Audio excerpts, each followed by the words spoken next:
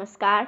ये महाभारत कथा पूरी तरह से वेद व्यास महाभारत के ऊपर आधारित है। यदि आप इसका निरंतर श्रवण करते रहना चाहते हैं तो इस चैनल को सब्सक्राइब जरूर कर लें और आगे आने वाली सभी पॉडकास्ट के नोटिफिकेशन के लिए बेल आइकन को भी जरूर से प्रेस कर दें। अब हम सुनेंगे दुर्योधन का सैनिकों को प्रोत्साहन, कृतवर्मा का पराक्रम, सात्यकी द्वारा भूरि का वध और घटोत्कच के साथ अश्वत्थामा का युद्ध। संजय कहते हैं, महाराज, जो स्थान पहले धूल और अंधकार से आच्छन्न हो रहा था वो दीपकों के प्रकाश से आलोकित हो उठा। रत्न जटित सोने की दीवटों पर सुगंधित तेल से भरे हुए हजारों दीपक जगमगा रहे थे। ऐसे असंख्य नक्षत्रों से आकाश सुशोभित होता है, उसी प्रकार उन दीपमालाओं से रणभूमि की शोभा हो रही थी।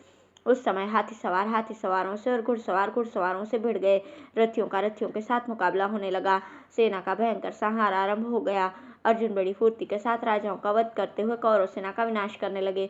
धृतराष्ट्र ने पूछा, संजय, जब अर्जुन क्रोध में भरकर दुर्योधन की सेना में घुसे उस समय उसने क्या करने का विचार किया?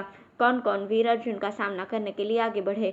आचार्य द्रोण जब युद्ध कर रहे थे उस समय कौन कौन उनके पृष्ठभाग की रक्षा करते थे, कौन उनके आगे थे और कौन दाएं बाएं पहियों की रक्षा में नियुक्त थे, ये सब मुझे बताओ।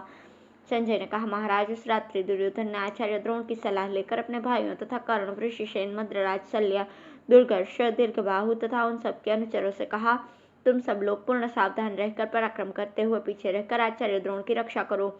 कृतवर्मा दक्षिण पहिए की और शल्य उत्तर वाले पहिए की रक्षा करें। इसके बाद त्रिगर्त देश के महारथी वीरों में से जो मरने से बचे हुए थे उन सबको आपके पुत्र ने आचार्य के आगे रहने की आज्ञा दी और कहा, वीरों, आचार्य द्रोण की बड़ी सावधानी के साथ युद्ध कर रहे हैं। पांडव भी बड़ी तत्परता के साथ उनका सामना कर रहे हैं।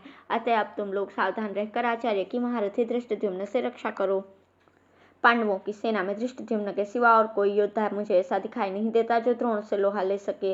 अतः इस समय आचार्य की रक्षा ही हमारे लिए सबसे बढ़कर काम है। सुरक्षित रहने पर आचार्य अवश्य ही पांडवों, सृंजयों और श्रमकों का नाश कर देंगे।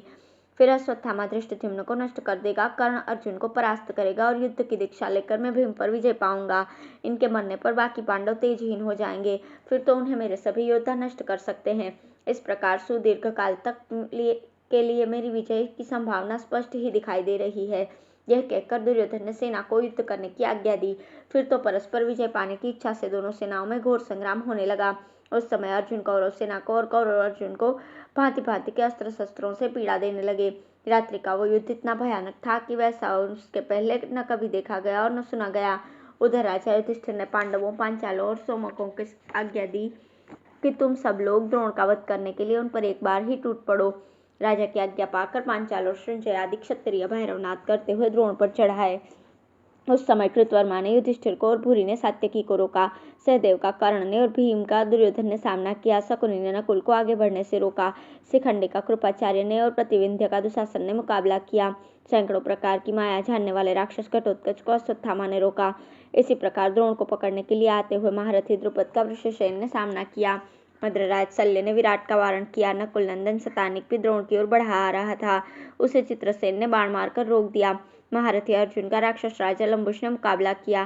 तदंतर आचार्य द्रोण ने शत्रु सेना का संहार आरंभ किया, किंतु पांचाल राजकुमार धृष्टद्युम्न ने वहां पहुंचकर बाधा उपस्थित की तथा पांडवों की ओर से जो दूसरे महारथी लड़ने को आए उन्हें आपके महारथियों ने अपने पराक्रम से रोक दिया। कृतवर्मा ने जब युधिष्ठिर को रोका तो उन्होंने पहले 5 फिर 20 बाण मारकर उन्हें बीन दिया। इससे कृतवर्मा क्रोध में भर गया और एक भल्ल मारकर उसने धर्मराज का धनुष काट दिया। फिर 7 बाणों से उन्हें घायल किया। युधिष्ठिर ने दूसरा धनुष हाथ में लेकर कृतवर्मा की भुजाओं तथा छाती में 10 बाण मारे। उनकी चोट से वो कांप उठा और रोष में भरकर उसने 7 बाणों से उन्हें खूब घायल किया। तब युधिष्ठिर ने उसके धनुष और दस्ताने काट गिराए। फिर उसके ऊपर 5 तीखे भल्लों से प्रहार किया। वे भल्ल उसका बहुमूल्य कवच छेद कर पृथ्वी में समा गए। कृतवर्मा ने पलक मारते ही दूसरा धनुष हाथ में लिया और पांडुनंदन युधिष्ठिर को 60 तथा उनके सारथी को 9 बाणों से बींधा। यह देखकर युधिष्ठिर ने उसके ऊपर एक शक्ति छोड़ी। वो शक्ति कृतवर्मा की दाहिनी बांह छेद कर धरती में समा गई। तब कृतवर्मा ने आधे ही निमेष में युधिष्ठिर के घोड़ों और सारथी को मारकर उन्हें रथहीन कर दिया।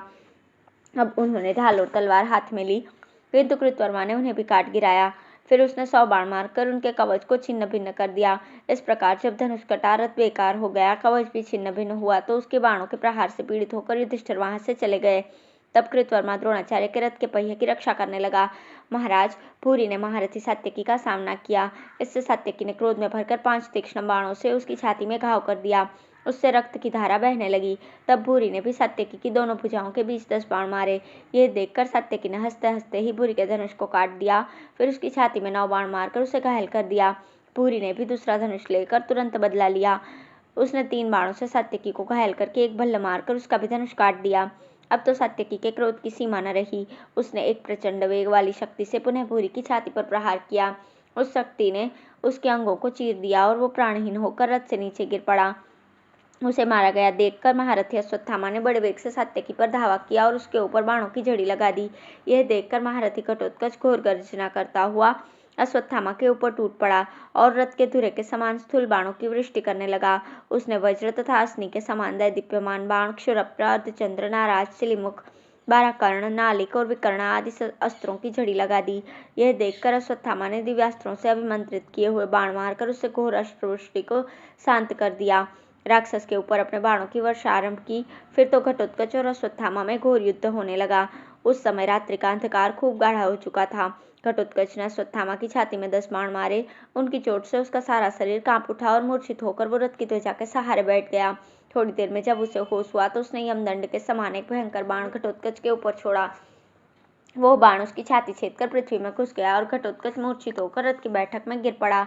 उसे बेहोश देखकर सारथी तुरंत उसे रणभूमि से बाहर ले गया। धन्यवाद।